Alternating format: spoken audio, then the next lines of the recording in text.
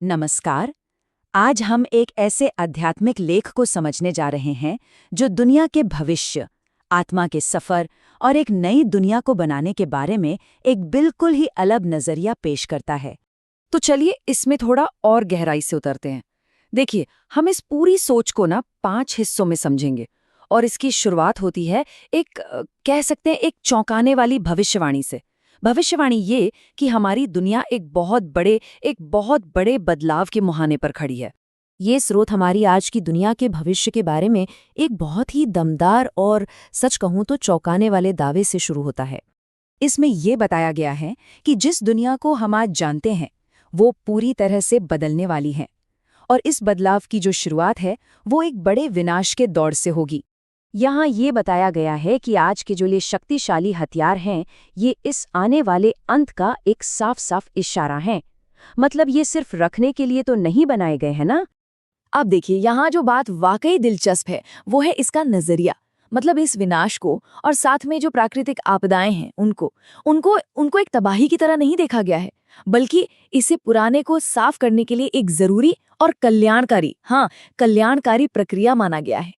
तो सवाल ये उठता है कि इस विनाश को शुभ या कल्याणकारी क्यों कहा जा रहा है। इसे समझने के लिए हमें समय और आत्मा के बारे में इस स्रोत की जो सोच है उसे समझना पड़ेगा। ये लेख इतिहास को एक सीधी रेखा में नहीं देखता, बल्कि एक ऐसे चक्र के रूप में बताता है जो हर 5000 साल में खुद को दोहराता है। इसका मानना है कि मानवता की शुरुआत एक आदर्श स्वर्ण युग में हुई थी, और फिर धीरे धीरे गिरते गिरते हम आज के लौह युग में आ गए हैं, जो कि बहुत दुख का समय है। और इस पूरे सफर के केंद्र में है आत्मा, जिसे एक ऐसी ऊर्जा बताया गया है जो कभी खत्म नहीं होती, जो कभी तो एकदम सोने जैसी शुद्ध थी, लेकिन हजारों साल के जन्म मरण के चक्कर में उस पर मैल चढ़ गया है, वो अशुद्ध हो गई है। यानी दुनिया की जो हालत है वो असल में सभी आत्माओं की मिलीजुली हालत को ही तो दिखाती। इस स्रोत के मुताबिक जब इस चक्र में आत्माएं अपनी सबसे निचली अवस्था में पहुंच जाती हैं, सबसे ज्यादा अशुद्ध हो जाती हैं, तब एक अनोखा मार्गदर्शक रास्ता दिखाने के लिए आता है। और ये स्लाइड ना एक बहुत ही मुख्य अंतर को बड़े शानदार ढंग से दिखाती है जो ये लेख बताता है। एक तरफ है लौकिक पिता जो उम्मीदों के साथ एक बच्चे को पालता पोसता है, और दूसरी तरफ है एक आध्यात्मिक पिता जो बिना किसी स्वार्थ के निस्वार्थ भाव से सब कुछ देता है। निष्काम सेवा का ये जो विचार है ये बहुत बहुत महत्वपूर्ण है। ये बताता है कि ये मदद बिना किसी स्वार्थ के की जा रही है। ये एक अनमोल तोहफा है जिसके बदले में कुछ भी नहीं मांगा जा रहा। तो ठीक है, अगर समस्या एक अशुद्ध आत्मा है और रास्ता दिखाने वाला एक निस्वार्थ पिता है, तो फिर इसका समाधान क्या है? ये लेख एक बहुत ही खास तरह के मानसिक अभ्यास की बात करता है। इस तरीके को कहा गया है याद। स्रोत इसे योग शब्द से ज्यादा बेहतर मानता है, क्योंकि ये एक ज्यादा मीठा और गहरा एक पर्सनल कनेक्शन है जो डर पर नहीं बल्कि प्यार पर आधारित है। तो ये सिर्फ यूं ही सोचना नहीं है, नहीं, ये एक पूरी डिसिप्लिन्ड प्रोसेस है। एक ऐसी प्रक्रिया जिसमें पहचान को शरीर से आत्मा में बदलना होता है, और फिर बुद्धि को, अपनी पूरी सोच को उस पवित्रता के स्रोत पर टिकाना होता है। और इसी से धीरे धीरे आत्मा अपनी ओरिजिनल प्योर स्टेट में वापस लौटती है।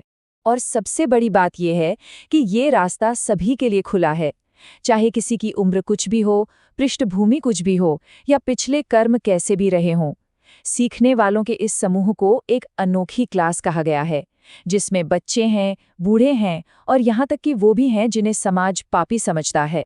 तो चलिए अब वापस वहीं चलते हैं जहां से हमने शुरुआत की थी। याद का ये अभ्यास और वो जो विनाश आने वाला है, ये दोनों चीजें सीधे तौर पर जुड़ी हुई हैं, और यही हमें उस अंतिम नतीजे की ओर ले जाती हैं जिसका जिक्र इस लेख में है। स्रोत यहाँ एक बहुत ही शक्तिशाली रूपक का इस्तेमाल करता है, ज्ञान की एक यज्ञ अग्नि। मतलब एक ऐसा यज्ञ जिसमें पूरी पुरानी अशुद्ध दुनिया को आहुति के रूप में चढ़ा दिया जाता है, ताकि नई दुनिया के लिए रास्ता बन सके। ये अंत और एक नई शुरुआत का प्रतीक है। और इसका नतीजा क्या होता है? स्वर्ण युग यानी सतयुग की वापसी, एक ऐसी दुनिया जहां सिर्फ और सिर्फ शांति, खुशी और समृद्धि है। और जिन आत्माओं ने खुद को इस प्रक्रिया में शुद्ध किया है, वे ही इस नई दुनिया के देवी देवता यानी शासक बनती हैं। तो इस विश्लेषण ने हमें इस आध्यात्मिक लेख की मुख्य बातों से रूबरू करवाया है। ये एक पूरा चक्र दिखाता है, एक दुनिया का पतन, फिर उससे बचने का एक रास्ता, और उसके बाद एक नाटकीय आग से भरा हुआ पुनर्जन्म।